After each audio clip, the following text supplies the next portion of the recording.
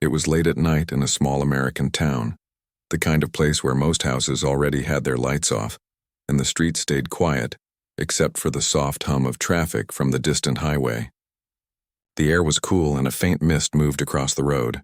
Two young police officers were finishing their patrol shift. They were both new to the job, eager to prove themselves and always alert for anything unusual. As their car turned onto a dimly lit street near an old train station, their headlights caught sight of a figure walking slowly along the sidewalk. It was an older man, his back slightly bent, carrying a heavy duffel bag that looked worn and patched in places. His jacket was faded, his boots scuffed, and his steps were steady but tired. To the officers, he looked like someone with no home to return to. They watched him closely as he paused near a closed store window, glanced at the reflection, and then continued walking without a word. The officers exchanged quick glances. In their training, they had been taught to stop and check on anyone who looked suspicious late at night. They pulled the car over and the red and blue lights flashed against the empty buildings. The older man did not run. He did not even look startled. He simply stopped, placed his bag gently on the ground, and stood still, waiting. One officer stepped out of the car and called out in a firm but polite voice, asking the man where he was headed. The man lifted his eyes. They were calm, steady, almost too calm for the situation. He said in a quiet voice that he was just passing through town and did not mean any harm. The younger officer looked at him closely. The man's hands were rough, marked with age and hard work. His hair was gray, his face lined with years of experience. There was something about him that didn't match the picture of an ordinary stranger. But the older officer thought about the late hour, the duffel bag, and the fact that no one else was on the street. He stepped closer, asking again what was inside the bag. The man did not resist. He bent down slowly, opened the zipper, and showed them what he carried. Inside were old clothes neatly folded, a small Bible, and a few papers that looked like certificates or letters. He kept everything organized as if it all meant something. The officer nodded but still felt uneasy. In towns like this, people sometimes worried about drifters, especially those who had nowhere to go. The officers decided to take him in for questioning. They asked for his identification. The man reached into his inside pocket and handed over a wallet. His ID was worn, the edges frayed. The name was clear enough, though neither of the officers recognized it.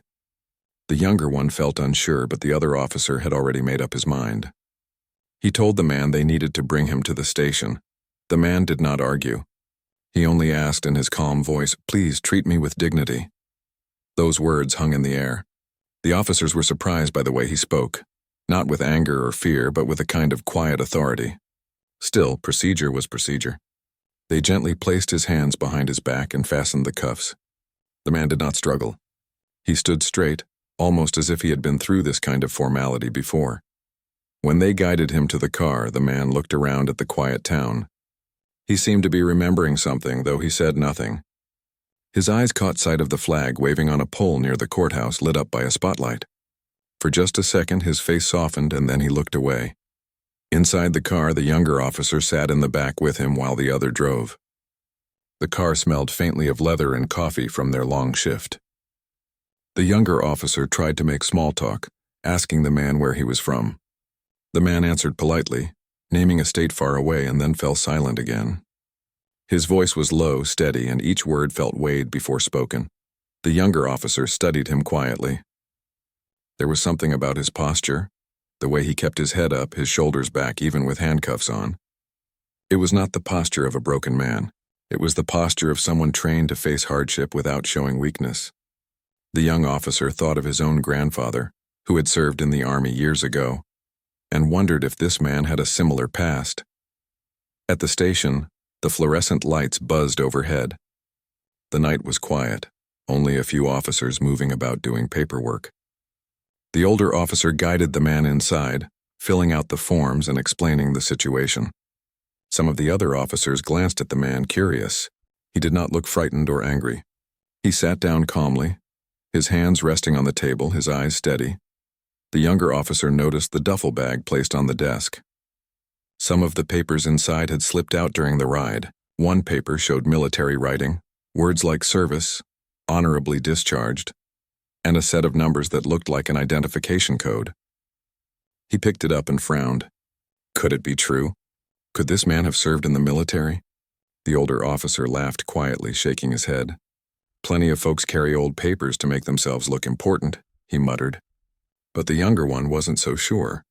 The man's silence, his calm, his dignity, it all fit with the idea of someone who had lived through battles and carried memories he did not need to prove to anyone. The man did not defend himself. He did not argue about the cuffs or the questions. He only sat there as if waiting for the world to reveal the truth on its own. His eyes remained on the clock on the wall, ticking slowly toward midnight. Every second seemed to carry a story he had lived, though no one in the room yet understood who he truly was. For the officers, it was just another night, just another arrest. But something about this man was different, something none of them could quite name. In that small-town station under the harsh glow of the lights, history and identity waited quietly in the shadows, ready to surprise everyone before the night was over. The station was quieter than usual. Only a few phones rang from distant desks, and the low hum of the air conditioning filled the silence. The older man sat patiently on the metal chair, his hands still resting calmly on the table. He seemed neither worried nor restless. He looked like a person who had learned long ago that time itself was a companion. The two young officers kept stealing glances at him while they filled out their reports. The younger officer kept thinking about the papers that had slipped from the duffel bag. He remembered the official-looking stamps and the words that suggested military service. He wanted to ask, but he hesitated. Something about the man's silence made questions feel unnecessary, even disrespectful. The older officer, however, didn't share his hesitation. He pulled the bag closer, rifled through the contents, and laid a few papers on the table. "These look like service records," he said with a skeptical laugh. "Plenty of people carry things like this around to get sympathy." The man raised his eyes slowly. There was no anger in them, only a calm strength. He did not argue, did not try to convince anyone. He simply said, "Those papers are part of my past. Whether you believe them or not is not my concern." The room grew quiet again. The words carried weight. The younger officer leaned forward, his curiosity growing stronger. He asked gently, "Were you in the army?" The man gave a small nod. "A long time ago. I served my country when I was young." He didn't elaborate. His tone was steady, almost too steady, like someone who had spoken about his service many times before, but never in detail. The older officer rolled his eyes. "Lots of folks say that. Doesn't prove anything." He stood up and walked toward the front desk to log more details. But the younger one stayed. He noticed the small details, how the man's shoes were worn but polished, how the papers were folded with precision, how the duffel bag was packed in a way that showed order and discipline. These were not the habits of a careless drifter. "Why are you walking at this hour?" the younger officer finally asked. The man's gaze softened. "Sometimes the night is the only time left for thinking. The world is quieter. No one interrupts your memories." He let the words hang in the air as though they explained everything. The young officer felt something stir inside him. He thought of his own grandfather, who would often sit silently on the porch at night staring at the horizon without speaking. Back then, as a child, he didn't understand why. But now, looking at this old man, he realized silence was sometimes the language of people who had seen too much. When the older officer returned, he tossed a folder onto the table. "We'll hold you for questioning until morning," he said. "Maybe then we'll know what's real and what's not." The man did not protest. He only nodded once. His patience unsettled the officers. Most people would argue, shout, or plead, but this man seemed to understand something they did not, that sometimes life itself tested you, and fighting every small battle was not worth it. Hours passed slowly. The younger officer sat at his desk, pretending to work on paperwork, but his thoughts kept drifting to the man. He opened the papers more carefully this time, reading what he could. There were medals listed, places named that sounded like old battlefields, and signatures from commanders. The words "honorable discharge" stood out clearly. He glanced at the man again. Could this quiet figure really have carried such a history? Finally, unable to keep quiet, the officer asked, "If you don't mind, where did you serve?" The man's eyes lifted, and for a moment they seemed to look far beyond the walls of the station. "In more places than I can name," he replied softly. "Places I remember every night, even when I wish to forget. I saw men fall. I saw courage. I saw fear. And I learned that war does not leave you when the fighting ends. It lives inside you. The younger officer swallowed hard. He wasn't sure how to respond. His chest tightened with respect he hadn't expected to feel. The man's voice carried no boast, only truth. But before he could say more, the older officer interrupted. Stories. That's all these are. Until we get proof it's just a man with old papers. He tried to brush it off, but deep inside, even he felt something he couldn't admit. There was authenticity in the man's eyes. The night dragged on. At one point, another officer walked through and jokingly asked, "Who's the quiet guest tonight?" The younger one answered firmly, "A veteran." His words made the others pause for a second before moving on. The man sat silently through it all. Sometimes he closed his eyes, not to sleep, but as if replaying old memories. The station clock ticked steadily toward dawn, and the younger officer finally leaned back, realizing that this was no ordinary arrest. Something about this man was different. When the shift was about to end, the younger officer decided to check the computer system more thoroughly. He typed the man's name into the database, expecting maybe nothing or maybe a small note about past service. But when the screen lit up with long records and official seals, his eyes widened. Lines of information confirmed what the man had not spoken aloud. Campaigns, medals, commendations, it was all there. His heart raced as he scrolled further. One particular line froze him in place. The last name was not only familiar but connected to someone he had read about in the news, a general serving at the Pentagon. He whispered the name softly under his breath, and the man, still seated at the table, opened his eyes. The officer realized this wasn't just about an old soldier wandering at night. There was far more to the story, and in the hours to come, the truth would surprise everyone in that small-town station. The station was beginning to stir with the first signs of morning. A few officers who worked the day shift were starting to arrive, carrying coffee cups and yawning. The night crew looked tired, their eyes heavy after long hours of routine work. But for the two young officers who had brought in the old man, there was nothing routine about this night anymore. The younger officer still sat at the desk, his eyes locked on the computer screen. The glow of the monitor reflected in his face, showing shock and disbelief. The man's name was right there, connected to files that seemed endless. His record wasn't just that of a simple soldier. It showed years of service, medals for bravery, leadership awards, and campaigns fought across the globe. The more he scrolled, the more he realized this was no ordinary veteran. The officer leaned back, rubbing his temples. He kept glancing at the quiet man who still sat calmly at the table, his hands folded in front of him. How could someone with such a history now be mistaken for a drifter and locked in a small-town police station? It didn't add up. The older officer walked over, sipping his coffee. "What are you staring at?" he asked, leaning down to peek at the screen. His eyes flicked across the information, and at first he smirked, thinking it was exaggerated. But the smirk faded quickly. He leaned closer, his eyebrows pulling together. "Wait, this can't be right," he muttered. The younger one pointed to a section of the record. "It's all here. He's not just some veteran. He's a decorated war hero. And look at this name. Do you recognize it?" The older officer squinted at the screen. The last name was unmistakable. It belonged to a general, a man often on the news, a leader whose speeches were quoted in newspapers. He was known for strategy, discipline, and commanding respect wherever he went. The connection was impossible to ignore. They both turned to look at the old man again. He sat as though he had been waiting for this moment all along. His calm never broke, his shoulders never slouched. The younger officer's voice trembled slightly as he asked, Are you related to General?" He stopped, unsure if he should finish. The man gave a faint smile. "He is my son." The room fell into stunned silence. Even the hum of the air conditioning seemed louder in that moment. The younger officer's mouth went dry, and the older one set his coffee down, suddenly unable to find words. It was hard to believe. The man sitting before them, dressed in worn clothes, carrying a patched duffel bag, was the father of one of the most powerful military figures in the country. "Why didn't you say anything?" the younger officer finally asked.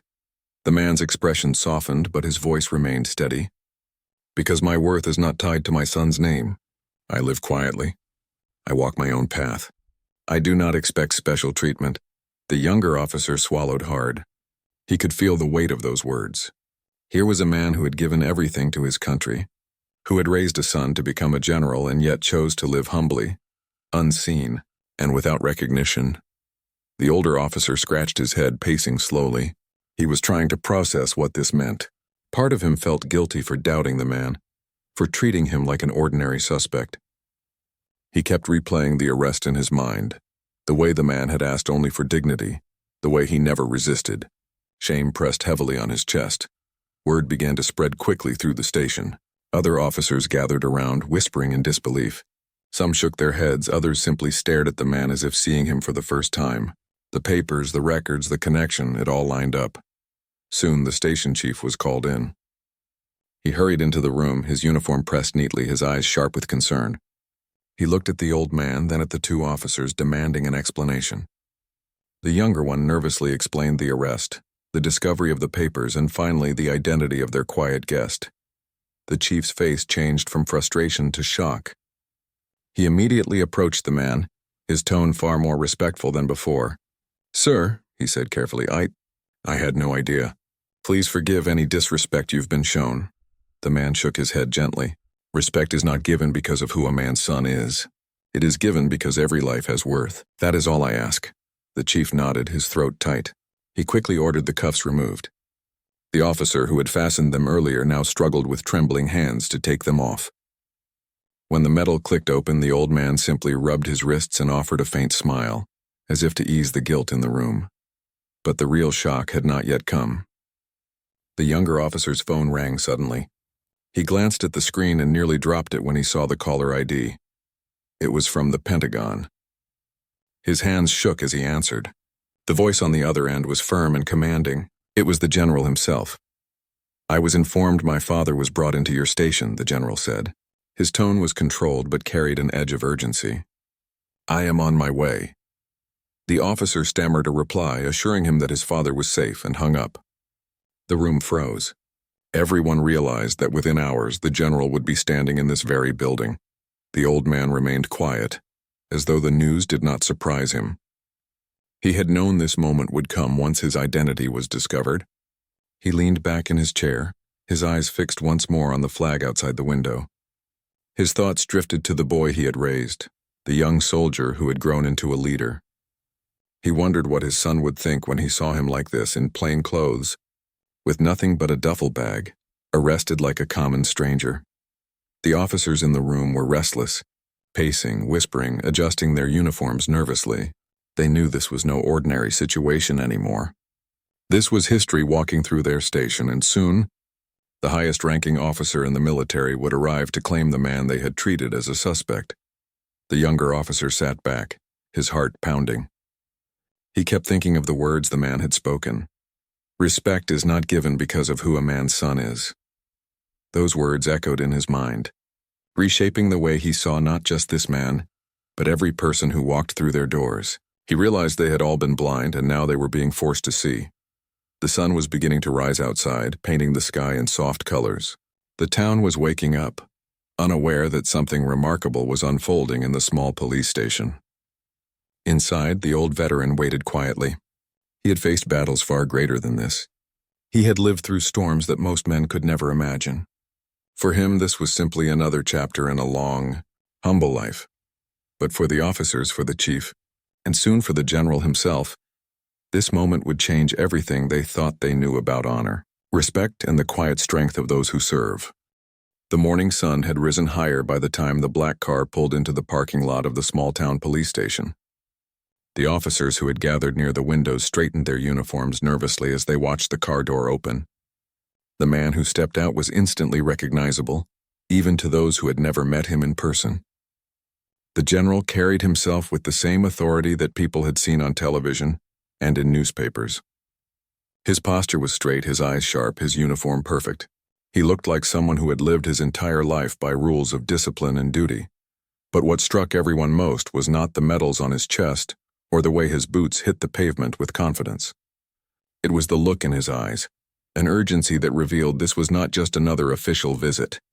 This was personal. The station doors swung open and silence filled the lobby. Every officer inside stood straighter, some saluting without being told. The general gave a short nod acknowledging them, but his attention went straight to the holding room where his father sat quietly at the table. The old man looked up when the door opened. For a long moment, father and son simply stared at each other. The room seemed to hold its breath. The general's face, usually hard and controlled, softened as he saw his father sitting there with cuff marks faintly visible on his wrists. He walked forward slowly, his boots echoing in the silence. The younger officer who had been with the man all night felt his chest tighten. He had never seen anything like this before. The general, who commanded thousands of soldiers and carried the weight of national security on his shoulders, now looked like nothing more than a son seeing his father again after too long. When he reached the table, the general paused. His hand twitched as if he wanted to reach out but didn't know how. Then, in a move that shocked every officer in the room, he stood at attention and gave his father a crisp military salute. His voice cracked slightly as he said, "Sir." The old man gave a faint smile, his eyes shining with quiet pride. He didn't rise, but he nodded gently, acknowledging the salute. "You don't have to salute me, son," he said softly. "I'm just your father." The general's throat tightened. "You are more than that. You are the reason I stand where I stand today." The officers shifted uncomfortably, not wanting to intrude but unable to look away. They could see that this moment was not about rank, not about uniforms, not about medals. It was about love, respect, and the bond between a father and a son who had both given their lives to service in different ways. The chief finally cleared his throat and stepped forward. "General, I assure you we had no idea." The general raised his hand, cutting him off, his voice calm but firm. "I am not here to demand apologies. My father asks for dignity, and that is something every man deserves regardless of who his son is. Remember that." The chief bowed his head. "Yes, sir. We understand." The general turned back to his father, his eyes softening again. "Why didn't you tell them who you were?" he asked quietly. The old man leaned back slightly. "Because I don't need my name or my son's name to earn respect. A man should be valued for the life he has lived, not for the titles his children hold. I wanted to see if dignity still existed in quiet places." The general's jaw tightened, his emotions fighting to stay contained. He had always seen his father as a figure of strength, someone who didn't bend easily. And here he was again, teaching him a lesson even in a small police station. The younger officer finally found the courage to speak. "General, sir, your father has carried himself with nothing but patience since we brought him in. He never once raised his voice. He never once tried to use your name. He only asked us to treat him with dignity." The general looked at the officer, studying his face, then nodded once. "And did you?" The officer hesitated, guilt washing over him. "Not at first," he admitted. "But he made us realize something. He made us see him differently." The general's gaze softened and he turned back to his father. "You see, even now you're teaching people lessons without trying." His voice cracked again. "You always did." The old man smiled faintly. "That's what fathers are for. To guide, even when the path is rough." There was a pause as both men seemed lost in memories. The general remembered growing up under the firm but kind hand of his father. He remembered the long talks on the porch, the lessons about courage and honesty, the quiet stories about war that his father rarely told but always carried in his eyes. He remembered how those lessons had shaped him, molded him into the leader he was now, and he realized that no medal or rank could ever outshine the man who sat before him. The general stepped forward and placed his hand gently on his father's shoulder. "Let's go home," he said quietly, but his father shook his head. "Home is not just walls and a roof, son. Home is where you live your values. Remember that when you wear that uniform." The general blinked back tears. He had faced battlefield losses, given speeches to thousands, stood in front of world leaders, but nothing had ever touched him the way those words did. The chief, still standing nearby, tried to ease the tension. "General, we are deeply sorry for what happened here. We'll make sure something like this never happens again. We'll train our officers to treat every veteran, every man with the dignity they deserve." The old man raised a hand slightly, stopping him. "Don't be sorry for me. Be better for the next man who walks through your doors. He may not have a son to speak for him. He may only have his own story. Respect that." The chief swallowed hard, his eyes wet. "Yes, sir. We will." The room was quiet again. The younger officer felt his heart pounding. He knew this night would stay with him for the rest of his life. He had learned more in these hours than in months of training. He looked at the old man with new eyes, not as a suspect, not even just as a veteran, but as someone who carried history within him, who lived with grace even when misunderstood. The general helped his father stand. Though his body was aged, his presence filled the room with dignity. As they walked toward the door, every officer in the station stood straighter, some saluting instinctively. This time the salute was not for the general, but for the quiet man who had taught them all a lesson, without raising his voice. Outside, the morning sun shone brighter, washing the town in gold. The father and son walked side by side toward the waiting car. The younger officer stood at the window watching them go, his heart heavy but hopeful. He whispered to himself, "Respect, not for titles but for the man." And in that small station something changed. Every officer felt it. Respect had a new meaning. Dignity had a new face. And it came in the form of an old veteran whose greatest battle was not on the field, but in reminding people of the value of a quiet, honest life. The car door closed softly and the engine started. The general sat beside his father in silence as the driver pulled away from the police station. For a long time, neither of them spoke. The world outside the window moved by slowly. Small shops opening for business, children walking to school with backpacks, people beginning their day with no idea of the story that had just unfolded in their quiet town. Inside the car, the air was heavy with unspoken words. The old man looked out of the window, his hands folded on his lap. His eyes seemed far away, as if traveling back through years of memories. The general sitting beside him finally broke the silence. His voice was softer than the officers had ever heard, almost like a child's. "Father, you should have told them who you were. You didn't have to sit there in silence." The old man turned his head slightly, a faint smile tugging at the corners of his mouth.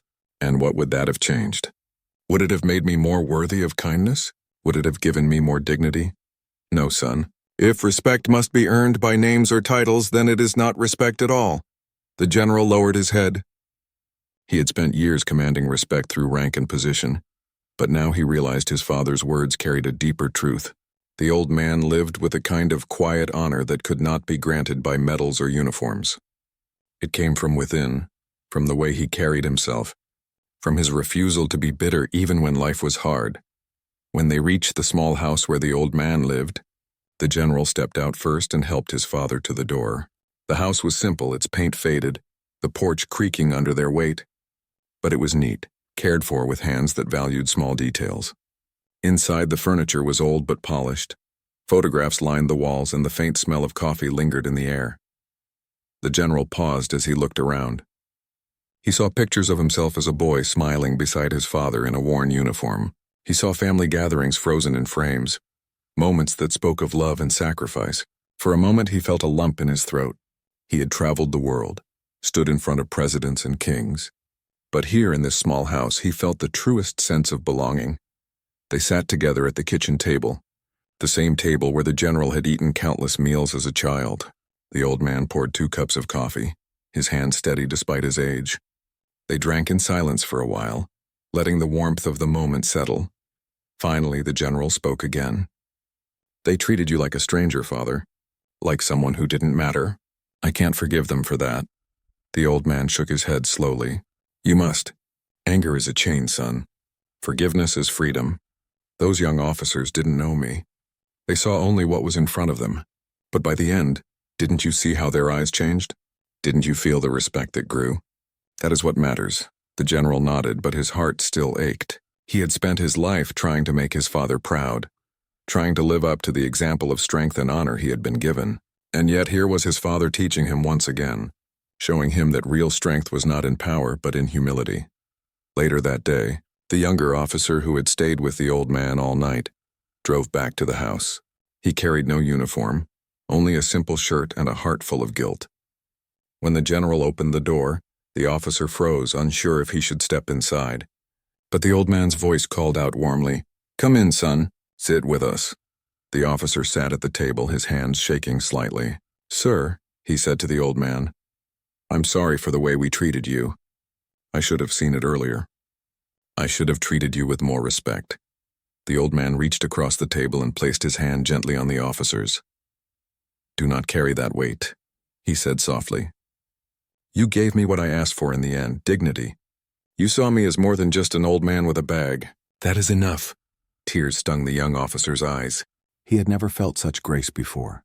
He realized that this man's strength was not just in what he had done in the past, but in the way he forgave and uplifted those around him.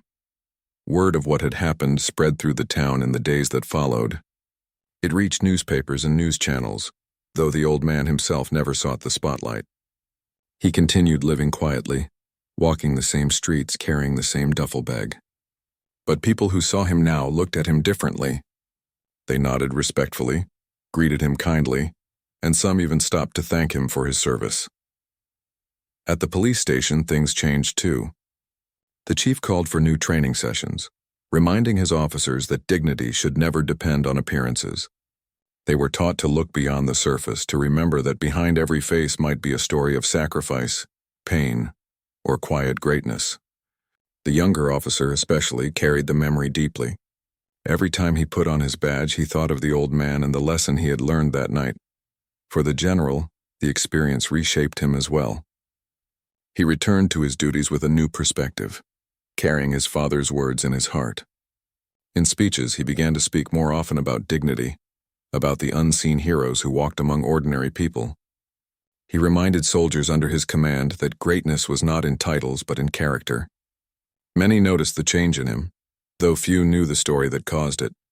As for the old man, he continued to live as he always had, quietly, humbly, with a strength that came from within. He never needed recognition, because he understood that true honor was not in the applause of crowds but in the way a man lived each day. His greatest pride was not his medals or his past battles. It was his son who had grown into a leader, and the lessons he continued to pass on to those who listened. One evening, as the sun set behind the hills, the old man sat on his porch with his son beside him. They watched the sky turn shades of gold and orange. The general, still in uniform, turned to his father and said softly, "You've given me many lessons in life, but this one, I'll never forget." The old man smiled, his eyes reflecting the fading light. "Then my duty is done, son. A father's greatest victory is not in war, but in the heart of his child." The two sat quietly, the silence filled with love and understanding. And though the world outside kept moving, cars passing, people hurrying home, the small house on that quiet street held something timeless. The bond between a father and his son, built on respect, strengthened by sacrifice, and sealed by dignity.